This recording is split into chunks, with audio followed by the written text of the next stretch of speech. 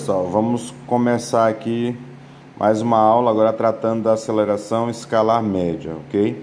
Bem, eu queria que vocês entendessem o processo de aceleração na prática, né? Vamos imaginar que você esteja em um automóvel com uma velocidade inicial igual a zero, por exemplo, ok? Aí vamos imaginar que você pisa no acelerador. Se você pisou no acelerador, isso quer dizer que sua velocidade vai aumentar, por exemplo, a 10 km por hora, 20 km por hora, né? E assim sucessivamente. À medida que você vai pisando no acelerador, a sua velocidade vai variando, vai aumentando, né? No decorrer do tempo.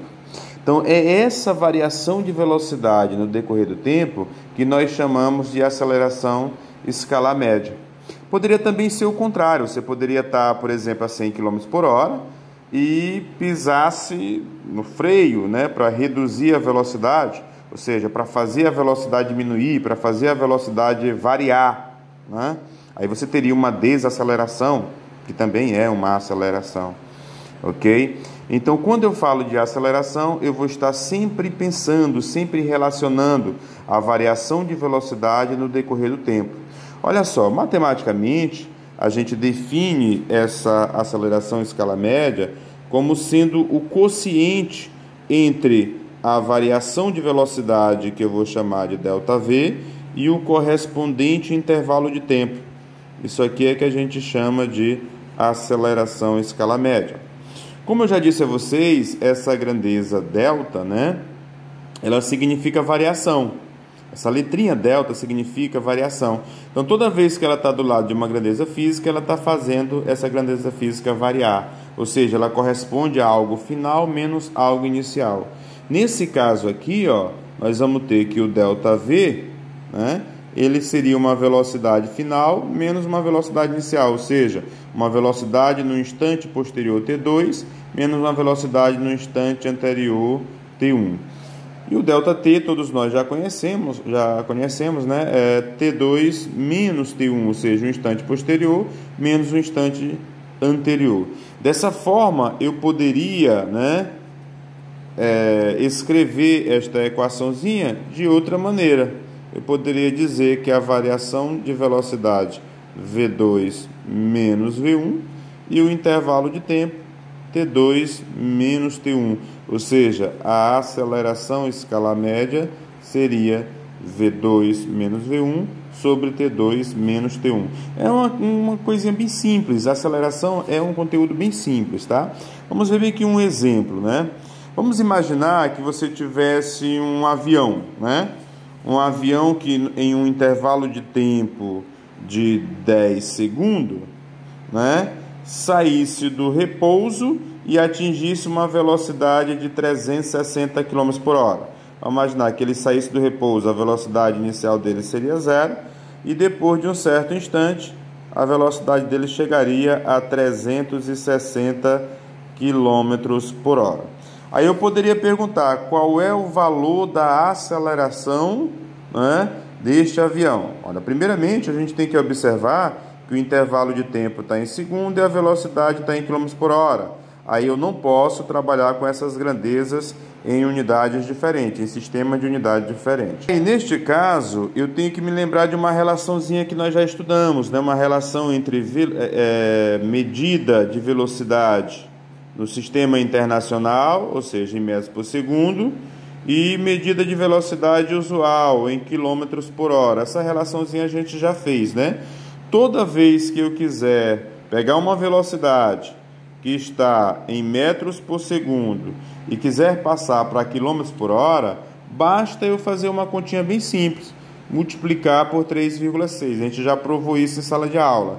E se eu quiser o contrário, de quilômetros por hora para metros por segundo, eu vou dividir por 3,6. Então, bem simples, de metros por segundo para quilômetros por hora, multiplica por 3,6.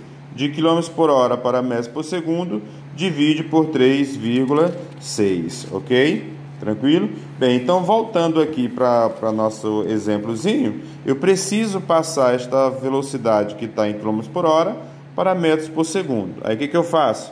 Eu vou pegar esse valor 360, né? E dividir por 3,6. Quanto é que dá essa divisãozinha? Uma questãozinha bem simples, né? Matemática básica. Tipo aqui, você tem uma casa após a vírgula, você pode acrescentar um zero em cima, eliminando a vírgula. Eu poderia ter isso aqui, ó. 3.600 dividido por 36. O que foi que eu fiz? Eu acrescentei um zero em cima porque eu eliminei a vírgula de baixo. Isso aqui vai dar 100, né? 36 dividido por 36 dá 1, tem 2 zeros. Isso aqui dá 100 metros por segundo. Bem, eu já tenho o intervalo de tempo e eu já tenho a variação de velocidade na mesma unidade de tempo. Aliás, no mesmo sistema de unidade, né? Aí o que eu posso fazer agora? Olha só lembrando que a aceleração é variação de velocidade dividido pelo tempo. Olha só, se minha velocidade saiu de 0 para 100, quem é minha variação de velocidade? 100, porque eu vou pegar 100 menos 0, né? 100 menos 0. 100 menos 0 dá 100. E o intervalo de tempo é 10. Aí você vai ter 100 dividido por 10. Isso aqui também vai dar 10. Só que tem uma coisinha. Se tratando em aceleração em escala média, a unidade de medida no SI é o metro por segundo quadrado. Isso aqui é uma maneira bem simples de ver por que é metros por segundo ao quadrado. Bom, é uma maneira bem simples de ver isso. Vamos lá, só para a gente deixar isso bem claro. O que eu tenho? Que a aceleração em escala média é ΔV sobre ΔT, ou seja, variação de velocidade dividido por tempo. A variação de velocidade é metros por segundo e o tempo é segundo. Aí o que eu tenho aqui? Ó, uma divisão de fração, coisinha básica. Você vai conservar a primeira e multiplicar pelo inverso da segunda. O inverso de S é 1 sobre S. Aí você tem aqui, ó, é 1 sobre S. Você tem aqui, ó, M vezes 1 dá M, S vezes S dá S ao quadrado. Multiplicação de potência de mesma base. Conserva a base e somos expoente. Aqui tem 1, aqui tem 1. 1 mais 1 dá 2. Por isso que a unidade de aceleração no Sistema Internacional de Unidade é metros por segundo ao quadrado. E, analogamente, se for no sistema usual, vai ser quilômetros por hora ao quadrado. Eu vou até colocar aqui para vocês aqui, ó. Unidades para aceleração, né? Vamos lá. No Sistema Internacional, SI é o metros por segundo ao quadrado. Uma unidade usual que a gente utiliza bastante é o quilômetros por hora ao quadrado. E se eu tivesse no sistema CGS, seria centímetro por segundo ao quadrado. Observe que sempre a unidade referente ao tempo está elevada ao quadrado, né? Analogamente como a gente fez aqui no exemplozinho, ok? Bem, continuando, aqui nós temos a aceleração escalar instantânea, que representa apenas pela letra A. O que seria esta aceleração escalar instantânea? Como o próprio nome diz, é uma aceleração medida em cada instante, ou seja, uma aceleração medida em um intervalo de tempo muito pequeno. O intervalo de tempo é tão pequeno que ele tende a zero, né? Eu poderia, inclusive, representar essa aceleração escalar instantânea como sendo a aceleração escala média no limite dela, né? No limite dela. Eu poderia dizer que a aceleração escalar instantânea seria o limite da aceleração escala média quando o intervalo de tempo tende a zero. Eu poderia, inclusive, melhorar isso aqui escrevendo assim: a aceleração escalar instantânea é o limite da aceleração escala média ΔV sobre ΔT, é o limite da aceleração escala média, ou seja, ΔV sobre ΔT, quando esse ΔT tende a zero, ou seja, é uma aceleração num instante muito pequeno, é um intervalo de tempo tão pequeno que ele tende a zero. Daí nós dizemos que é a aceleração medida em cada instante. Bem, gente, Com base na aceleração e também, claro, na velocidade, né, nós temos dois movimentos de extrema importância que caem em prova constantemente, né? O movimento acelerado e o movimento retardado. Isso aqui é bem simples de ver. Olha só. Quando eu falo no movimento acelerado, o que eu vou ter em mente? Que o módulo da velocidade aumenta no decorrer do tempo. Só isso.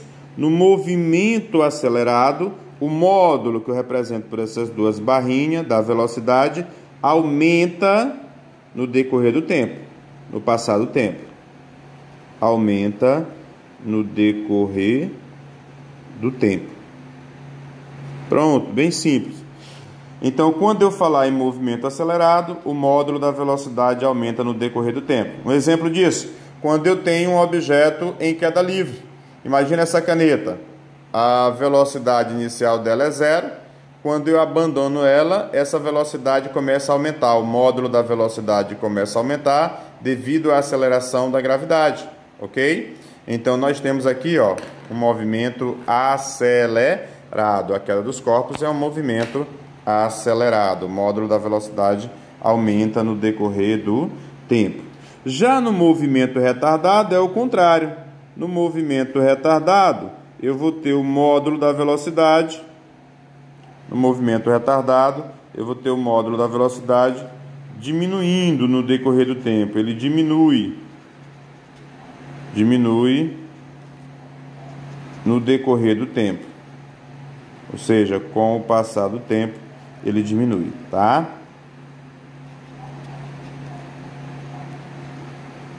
No decorrer do tempo.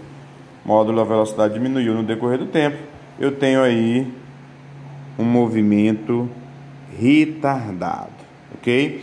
Bem, agora tem algumas coisinhas interessantes que eu posso observar.